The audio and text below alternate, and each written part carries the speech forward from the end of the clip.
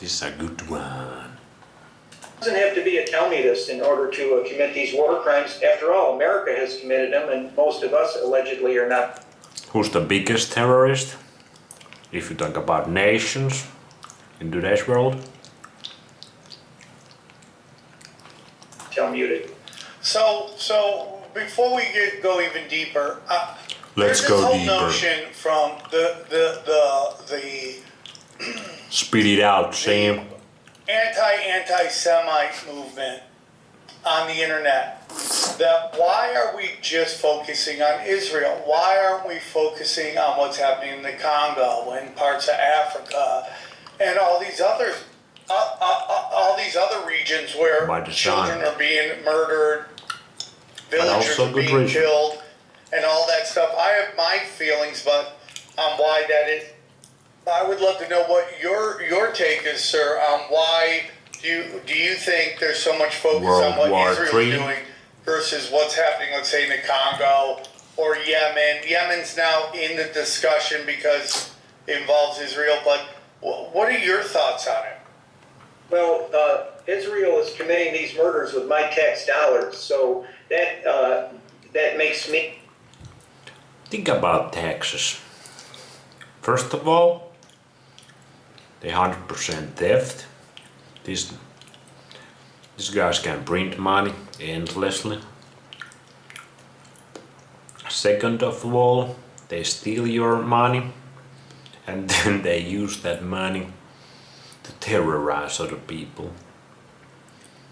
Now he's talking about the Americans, the freest country in the world. But even in Finland, who knows where my taxpayer dollars go? Anyway, continue, Michael Hoffman. Complicit. So that's number one. We're sending them the bombs and the armaments which make this possible. Were it not for United States support, the Israelis would not have. We're up to 50, 60,000 Palestinians killed. What section of that is combatants and what section is civilians? Certainly the largest proportion of that are civilians, and that's been done with the United States of America. And we did similar acts of genocide in Iraq and Afghanistan. We seem to be hell-bent on this neocon insistence that we make enemies of everyone in the Middle East except for the Israelis. So that's my basis. Man, to the best of my knowledge, I'm not paying for massacres in the Congo, but I am paying for those in the Israeli state. And secondly, Sam, I would say that the Israelis and the Israeli state has held itself up as a humanitarian gold standard to the world, allegedly God's people, actuating and effectuating God's book, and a standard for all of humanity. Is this? Can I squint any stronger? This is the standard, this bloodshed, this mercilessness, this contempt for Palestinian and Arab life? I don't think so. So all of those things are bound to stimulate in people a reaction, and it's understandable and it's not out of proportion. Now, there is another class of people, the people I classify as Jew hate, that they have an orientation on Judaism as being the only evil.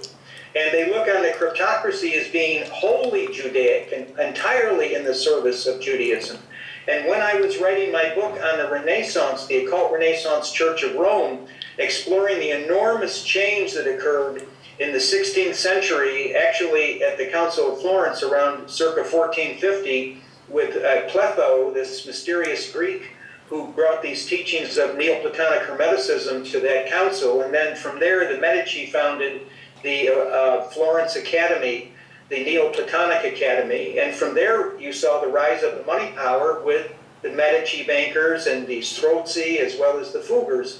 But my point is that when I was looking at that occult suzerainty, but it's only Rothschilds and Rockefellers.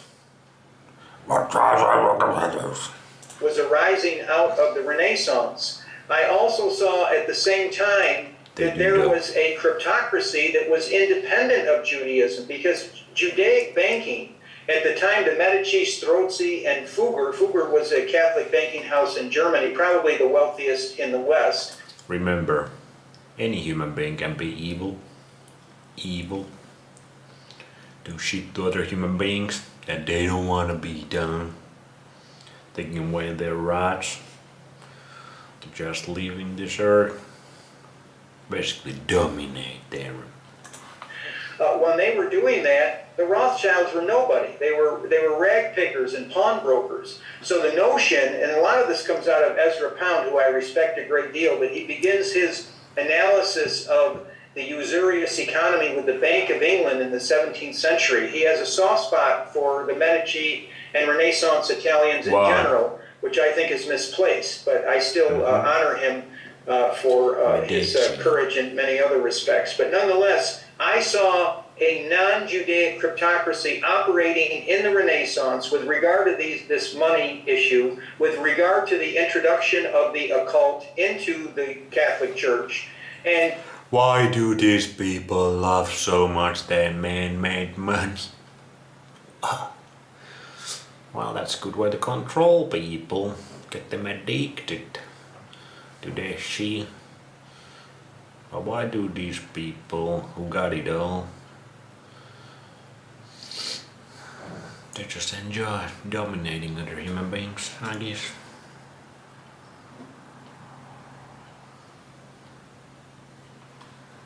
And Judaic people played a very small role in that at that time. There is a wing of the cryptocracy that wants to conceal itself. Yes. Putting forth an entirely Jewish face. Yeah, remember that one. They use those people as a human shield at times.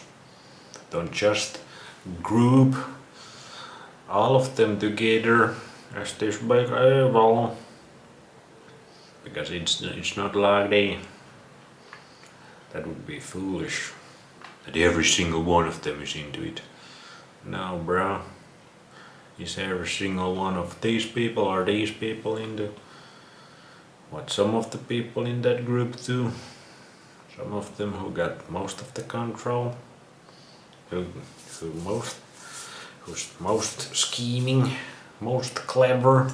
On things. Yes. And that's a distraction, and it's highly misleading in my view. God, I wish I was as smart as you, because you articulate that so well. I flunked first grade, so I could never get that across. I talk about this all the time. It's like, for me, there were large, powerful religions before Abraham, before the Abrahamic religions. What happened to those religions? Why? I think they never disappeared. It was not as effective as controlling weapons and these Abrahamic religions. Maybe that's the reason. They just kind of cloak themselves in this one small group of people. And I think there's levels to this stuff. And this is just Sam speaking based on 880 episodes of this show, going on 8 years. If you go, Sam, who's running everything? It's these very old bankers from a long, long time ago. And, it's like, what role does Britain have? I think so. What role does the British Empire have in so much of what's going on today? And this kind of this whole idea that the British Empire... I mean, we talk about how the Roman Empire ended, but when does anyone ever talk about when the British Empire ended? It really isn't discussed. It just kind of quietly just disappeared and became a bank called the Bank of England. And you get into, we have the doctrine, which was what was the doctrine where Britain gave Israel, the Rothschilds Israel? What was it called? The Balfour Doctrine. The Balfour Doctrine. And to me, that's just like theater. We're presenting this to these people, and in reality, there's even this funny YouTube video where the Rothschild, who's the latest one, who I think he died like 1 or 2 years ago, but he was talking about the Balfour Declaration in his mansion, or bro, Rothschilds don't got mansions, they have freaking castles and probably a lot more, but he was talking about it in this castle. Check it out, it's pretty interesting. They still control it. It's not very openly known. I learned it on the show a very short time ago, that from Jay Dyer when he came on the show, that the first king of the House of Saud was a British spy, and the control of that. So when you say that they put a Jewish face on, I couldn't agree more. It's impossible for me to agree more. And when we get into like all this quote unquote Jew hate on the internet and on Twitter right now, be careful with that, but also